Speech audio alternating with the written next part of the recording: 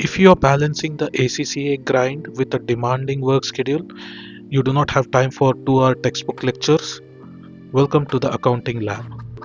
I'm breaking down complex exam frameworks and IFRS standards into highly visual, high yield presentation layouts so you can pass your papers on the first attempt.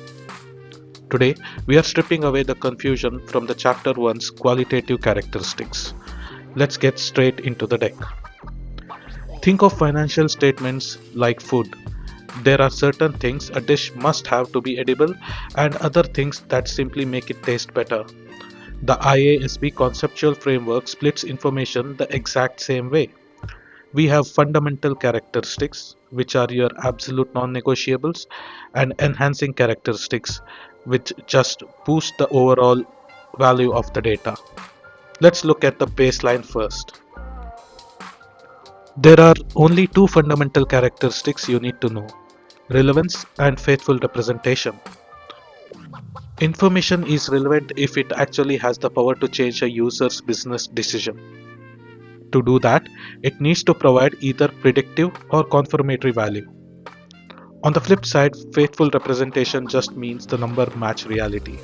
For a set of accounts to achieve this perfectly, the framework says it must be three things: complete, neutral, and free from errors.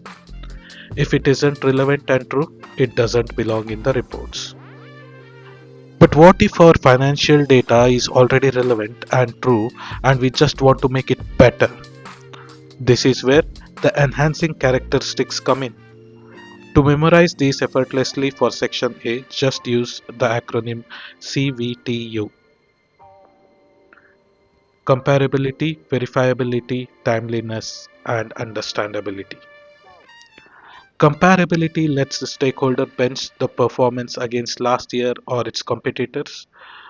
Verifiability means independent auditors like us at Big Four can look at the data and agree on the math. Timeliness means getting information out before it loses its shelf life.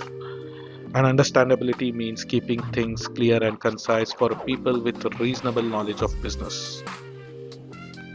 Now, here is the exact trap the examiner loves to use to steal your marks: prudence. ACCA loves to throw a multiple choice question at you asking if prudence is a fundamental characteristic. It is not. The framework is highly specific here. Prudence is simply the exercise of caution when making accounting estimates under conditions of uncertainty. It doesn't stand alone. It is a tool that supports neutrality under faithful representation. Don't let them trick you into treating it as a separate rule. Your two fundamentals, lock down your CVTU enhancers, and keep a sharp eye out for the prudence trap. And that is how you lock down your chapter 1 without overcomplicating the theory.